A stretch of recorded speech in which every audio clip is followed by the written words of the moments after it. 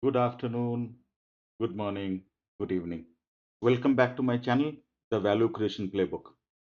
Today in episode 33, I talk about five key myths that has always been there with the PE firms. And sometimes while I keep talking of PE firms, these principles of value creation myths are equally applicable to uh, other large firms who are thinking of doing transformation. If you look at the PE firms who have been there and who have been trying to do value creation, let me start with something I have seen far too often. PE-backed companies don't usually destroy value because they lack intelligence, capital, or ambition. They have significant doses of all these three attributes.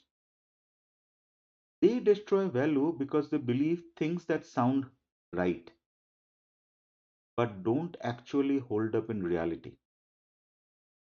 What I want to do today in this video is challenge five myths about value creation that I have seen across PE portfolios in the US, Europe, and increasingly in India.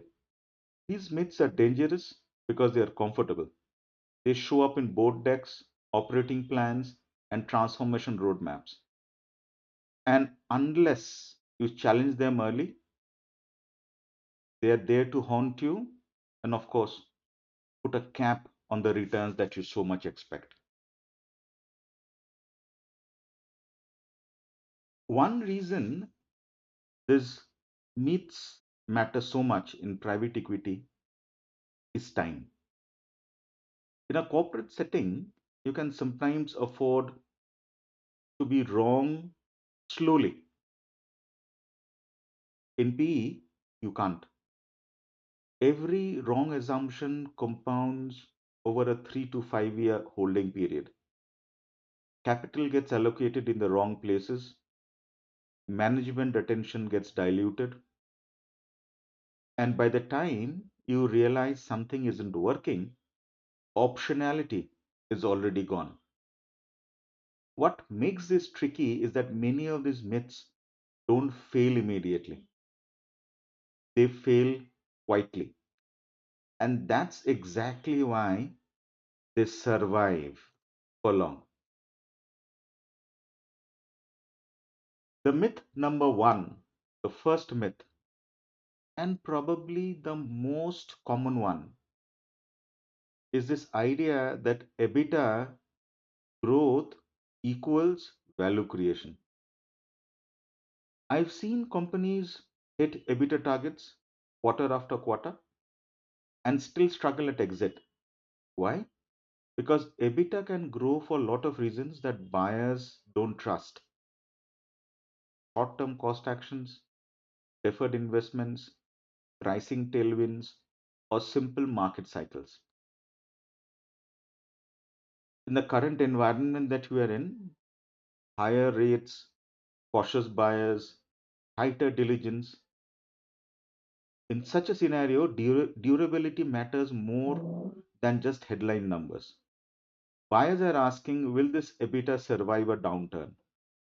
If the answer is unclear, EBITDA growth alone won't get you multiple expansion.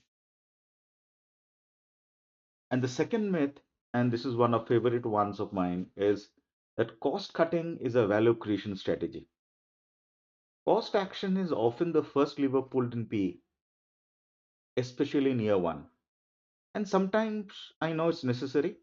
I'm not saying it's not, but I've seen too many portfolios over rotate on cost and quietly weaken the business. You cut muscle along with the fat. You defer capability investments, growth slows, and when buyers come in, they see a lean business with limited upside. In today's market, buyers are not impressed by how much you cut. They're impressed by how sustainably you can grow and convert cash. Cost discipline matters, but cost cutting alone really creates durable value. Now let's talk about myth number three. Transformation automatically does not create value. And that's the reality. Sometimes we put all our eggs in the transformation basket only to see nothing pops up. Transformation has become the default response in almost every problem. New operating models, digital programs, org redesign, all of them launched with confidence. But here's the uncomfortable truth: a lot of transformation change how people work without changing what the business earns. I've seen transformation programs with dozens of work streams and very little impact on margin or cash. Transformation only creates value when it's explicitly anchored to economic levers. Otherwise, it's just an expensive motion. And in PE, motion without outcomes is extremely dangerous. Myth number four: we sometimes look at the PMO for salvation, and that brings me to the fourth myth.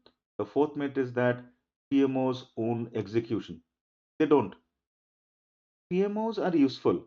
They coordinate, track, and report, but execution doesn't fail because tracking is weak. It fails because ownership is unclear. When sometimes, and it does happen, when execution responsibility gets pushed into a PMO, leaders disengage without realizing it. Decision slows down, escalations multiply, and when outcomes disappoint, everyone wonders why the PMO failed. PMOs don't create value, leaders do. Execution works when accountability sits with the people who control decisions and resources. Now, for myth number five, and this I see in all organizations who are in hurry to get themselves transformed. And that brings me to the fifth myth: speed beats sequencing. It doesn't. There's enormous pressure in PE-backed firms to move fast, especially early in the holding period.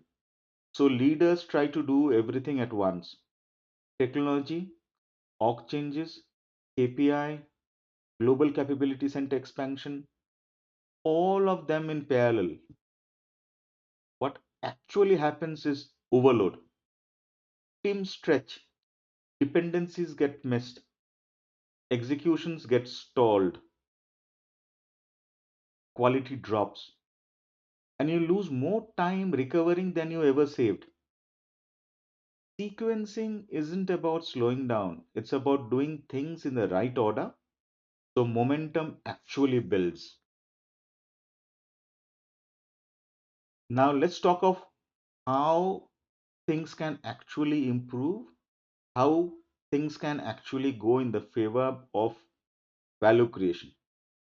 When you look at P portfolios that consistently outperform, value creation looks surprisingly boring. There are fewer initiatives, clear value levers, direct links to cash, margin, or growth quality, and relentless focus. In today's environment, tighter exits, longer holds, more scrutiny, this discipline matters more than ever. Value creation is not about doing more, it's about doing fewer things that actually move enterprise value.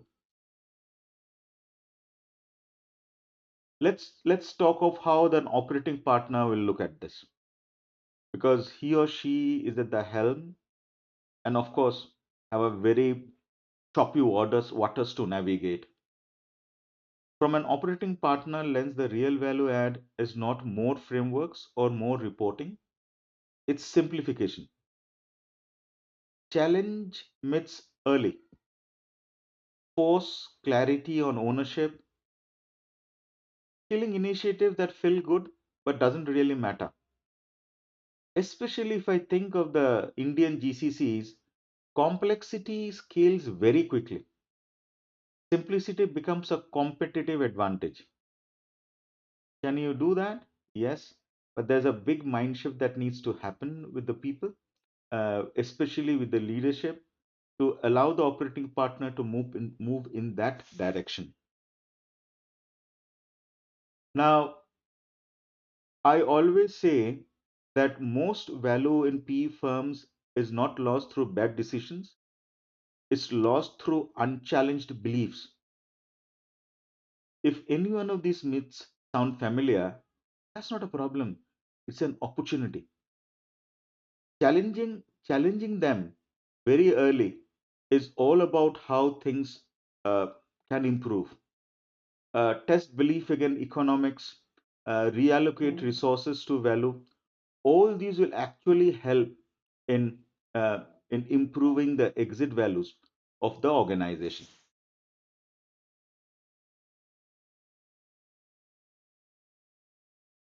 Now, always remember that the bottom line is the most important focus. Value creation requires uncomfortable clarity, not comforting consensus. Key takeaways for all of us: link everything to economics. If it doesn't create cash or defensibility, question its place on the plan. We need to own the outcomes, not the activities. Execution requires names, not governance structure. This is becomes very key, guys, because sometimes when we create those races, we say Mr. X and Mr. Y, both of them will own this. That creates lots of confusion. Absolutely a no-no for large transformation value creation programs that you do. The other one is, of course, as I was telling you earlier, sequence is a must. Speed is a not. But when you sequence, you need to start thinking of how to sequence. What is the earliest project will give me the most benefit? So essentially, the return on investment, the payback period, and be realistic. Be realistic. Don't just put uh, a payback period or an ROI because it looks good on a slide. That's never going to work. So that's my message to you, especially when you start thinking of how you need to tie everything back together. One more thing worth talking about is simplify relentlessly. We love complexity. That's because sometimes you are not clear on how the path is going to look like, and we make things complex uh, because that's how we are wired to do. Simplification is, my friends, is one of the most toughest thing. Simplify processes, simplify things so that when your son or daughter asks you what you are doing, you're able to explain it to him or her in two simple lines. So that's simplification. If anybody can understand what you are doing, that's the holy grail, so to say. And with that, I end today's presentation. Thanks for being a part of this journey. Thanks for being with me. Speak soon. Take care. Goodbye.